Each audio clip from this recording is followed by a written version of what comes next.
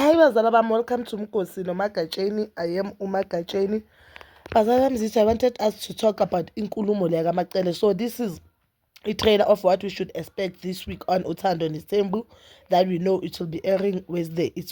Airing Wednesday and Thursday, guys.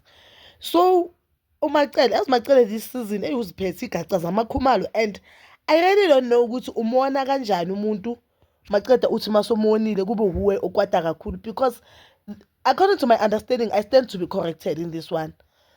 uMacele noMakhumalo isikhozi sabo saqeda ukuthi uMacele azange afune ukuyoseka uMakhumalo, azange afune ukuyoseka uMakhumalo mhla uMakhumalo awayeshada, wathi yena angeke attend umshado kaMakhumalo. uMakhumalo later and the next season wacela ukuhlala noMacele, avoice out imizwa yakhe ukuthi akakuthandanga lokho, because yena since noMacele bazana she has attended into zakibo Macele evening, and she thought yena kuwo wonke amakhosikazi kaMusena noMacele they have a bond, they have a good relationship, you understand. uMacele wala ukuxolisa lapha, mina bengiyibona ngakhona, or according ngendlela engikhumbula ngakhona, or according to my understanding, I think inkinga yaqala lapho. I stand to be corrected, but I don't understand ukuthi if inkinga icale lapho, what I don't understand ukuthi umona kanjani umuntu bese ukwata wena kakhulu, because if you are looking this season, uMacele is targeting only one wife, which is uMakhumalo. Okay, unokusho izinto ngomayeni ukuthi umayeni uyakwata, ukwatela ukuthi asangathathwa bomfazi oqala, yena uthathwa abamfazi omqala, which is into ekudala yisho, but azange akakhiphe izivundululu nemfihlo zakamayeni. But since iqalile this season, igaca eziphuma isigaca after sigaca, uMacele ukhipha igaca zakaMakhumalo, you understand. And I don't think this season of Uthando Nesembu Makhumalo is enjoying to watch the season, because unless they are lying to us, kuthiwa bathuka njengathi sonke sibona abayithola ithuba lokuthi bayibone before idlale, so bathuka njengathi uThaibo so kuthiwe, you understand.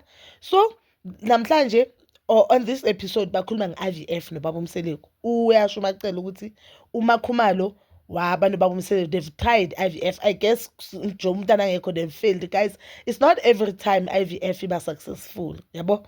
So bathi they've tried IVF many times, but uBaba Mseleku bekama amele uMakhumalo athi they haven't tried IVF, ne.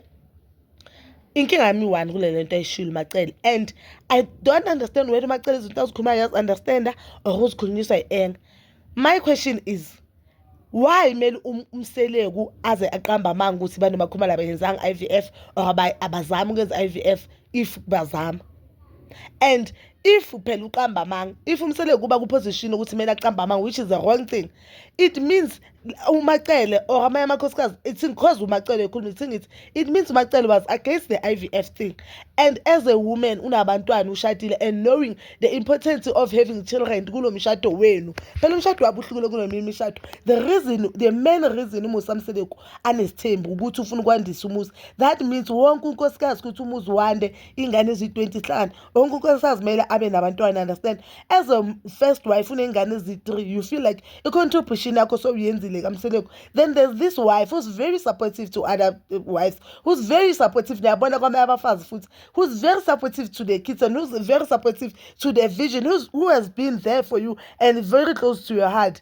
Why umfazi makumele knowing so well ukuthi angeke aza chances zokuthi aconceive and asibambele ingane, or aconceive they are there, chances zokuthi abambe ingane full term they are zero, angeke akwazi ukuzibambela ingane yakhe.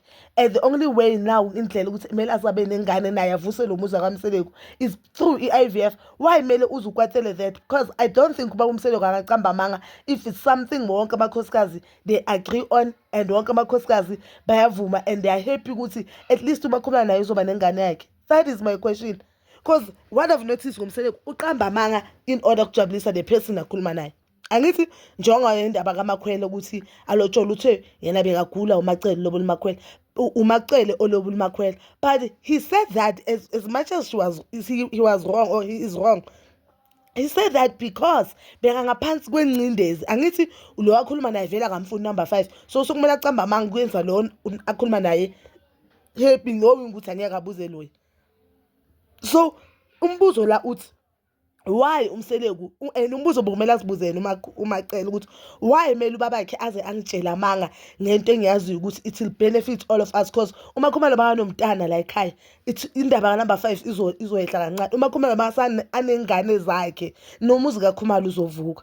And then on the very same trailer kuveze or on a very short lawa velile kuveze ukuthi bathi uMakhumalo nobaba umseleku balanda umuntu azohlala emzumba azovusa umuzi kaKhumalo azokwazi ukumithela umseleku. Why nalapho bekumele babatshela amanga? Why bomele bamtshela amanga? You know, uMayeni once said a beautiful thing kuMakhumalo. You know, vele abantu mabangithanda bakuthanda. That thing I've made peace with it. Umayeni once said kuMakhumalo, you are still young, usazobathola abantwana. You understand? It shows ukuthi we understand depending kaMakhumalo of not getting abantwana. Or mhlawumbe ukuthi uMayeni noMangwabe bake bandlulela abantwana emhlabeni, they know the feeling yokuthi umntana akho having a hope yokuthi uzoba umntana vele ashonile or miscarriage mhlambe, because I don't know whether macela kwaba ne miscarriage or kwaba nomntana uhamba ondlula emhlabeni, but angikaze ngayizwa on uthando nesame naleyo ningangicorrect in the comment section. But I know ukuthi uMayeni kuba nabantwana abandlula emhlabeni, uMangwabe uthi they are more than 5, noMakhumalo of which sonke siyazi ukuthi because uMakhumalo most of the time benokuvela ku TV, even the time uDr bekasho ukuthi anyeke usakwazi ukuzibambela ingane, it was on TV. It's so sad, guys. One thing I feel like abafazi bayamusa, I'll tell you and I'll forever say this, they are selfish, all of them. They are selfish. Omunye nomunye uthelela kwesakhe, omunye nomunye uthelela kwesakhe. Ungcono ke lo eMakhumalo kwezinye izinto because unokuthi abuye yabo abe right, abuye understand. Abafazi kaMseleku as long as banalento ukuthi as long as baba ikhaphe mina kujabulise mina ukuthi ubani ufila kanjani, I don't care, because even indaba number 5, if bonke bahlala phansi bayikhuluma uMseleku and they agreed on one thing, ngaba kekho number 5 ngaba bekho la, ngabe bezwa where is uMangwabe coming from. Mangwabe wathi sathembisana nalomuntu, ngabe beva uhlungu bakaMangwabe and the betrayal uMseleku ayenza kuMangwabe, ngaba bekho la, ngabe bezwa uMayeni asho a vile thing, a vile point ukuthi guys, we've worked hard to be where we are today, we've worked hard ukuthi ngithembe ukuthi umnini mangaya kaMayeni, umnini mana ngaya kaMacele, we've worked hard ukuthi sambe ama family vacation together as a family, we've worked hard ukuthi siphume sisodwa samakhosikazi kaMseleku, kukwaba nesigaba lakho singakhulumisani. So asikwazi ukuthi sibuyele emuva.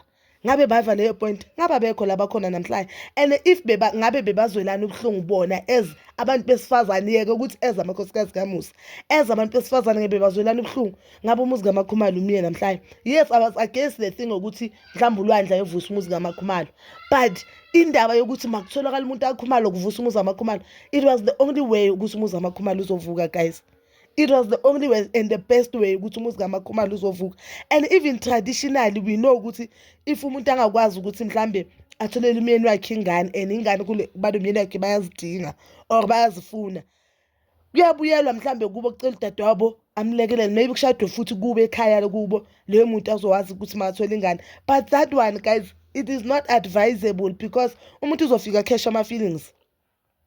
So IVF yinto beyizoletha ukuthula and yinto beyizostop number 5.